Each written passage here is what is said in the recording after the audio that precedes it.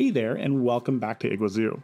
We're one step closer to opening the zoo to our guests, and what better way to get the zoo ready than with a brand new standalone exhibit? Now, first off, I just want to say thank you for sharing your staff ideas for Igua Zoo. The zoo has received quite a few new resumes, and I really can't wait to announce our full staff list. On top of that, Camilla is still looking to learn the ropes of her role as a junior zookeeper, and if you have any suggestions on what animal she should be assigned to, make sure to share it in the comments below. And perhaps while you're at it, hit that like button. Of course, remember, there's no pressure. Now, standalone exhibits can be a fun way to test your skills and create some fantastic looking smaller areas for a zoo.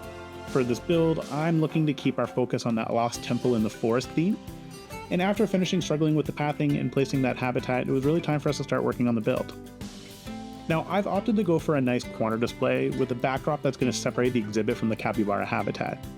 This avoids some guest congestion in the area and keeps things flowing along the different guest paths. Now, for this build, I like to start with the base of the exhibit, and I'm really just looking to avoid having a sharp cutoff from the exhibit to the path. In life, I actually love 90-degree angles and straight lines, but in Planet Zoo, I find it looks a little bland, so I'm mixing it up. Now, I've also cheated a bit by using our temple walls. I used a few of the different broken temple walls to act as the border to the foliage area. This helps to get that more natural looking broken wall and keeps things a bit more unique. This is as opposed to building the walls myself. There's nothing wrong with using these larger pieces to fill the gaps either. And hey, if this keeps our piece count down just a little bit more, I'm happy. Now, with the core of the wall set up and some additional debris placed in the foliage area, we really could call it a day. But really, who am I kidding? Foliage is everything. So, returning back to that exhibit, I add in a few vine curtains. This actually helps to break up the top of the exhibit and the temple stones, and it also feeds into that theme that I started for the entire zoo. Now, if you're like me, you might be worried about running out of pieces to use. For me, it's a lack of variety sometimes. But sometimes you can't forget, just double up some of those pieces. This is a great way to add in some additional vine selection, and if done often enough, create some even more unique pieces. Now, off camera, I added in quite a bit of additional South American foliage behind our build. I don't think I'm a pro when it comes to foliage, but I would really encourage you to check out Digital Blob and his Foliage Not a Tutorial video.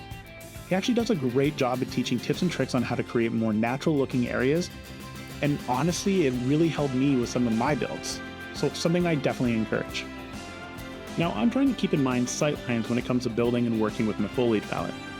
To that end, I added more vines. In fact, I added a lot of vines to this build. I absolutely love the tree vines and the twisted vines. Again, layering on some additional vines to help build variety.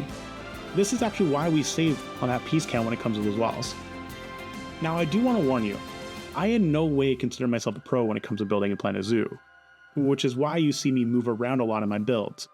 So take it from me, it's okay to lose track of what you're building, and when you hit a builder's block, try something new instead. For me, that something new was adding in some bamboo to the build. This acts as a great border to the exhibit, helps to keep guests from leaning on the glass, and hide some of that clipping.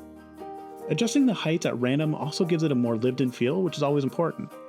And finally, adding some rope piles just adds a little bit additional flavor and color to that build. It was at this point I took a step back to admire my work, and it was easy to see that something was missing. And if you're saying that it was missing vines, you'd be right. So let's go back in and add some more hanging vines to the build. It really is looking like it belongs in a forest now, and with some additional little details, like an AC unit on the side to control temperature and humidity, it was really time to call our build complete and welcome the Lesser Antillean iguana to the zoo. But we're not done yet. Education is also important to Igua Zoo, so having initially forgotten our exhibit education signs, I made up for it by lowering them into the ground and then just using some temple support beams to continue that temple look and feel. And with that, we're pretty much complete. Now, today's build was a rather quick one, but what better way to fill in all these small areas than with a standalone exhibit build? Interestingly enough, we're actually working a bit backwards here, filling in all the small gaps between the Capybara Habitat and the main entrance. Now, just a quick heads up for next week. We're probably going to miss an upload, and I do apologize, but I'm actually heading off to visit some zoos, so wish me luck. And keep an eye out for an update on Camilla and her journey with Igua Zoo. Now, if you're liking the zoo, think about subscribing. It helps the channel to grow and lets me know I'm doing a good job. Otherwise, thank you for your support, and as always, ciao for now, everybody.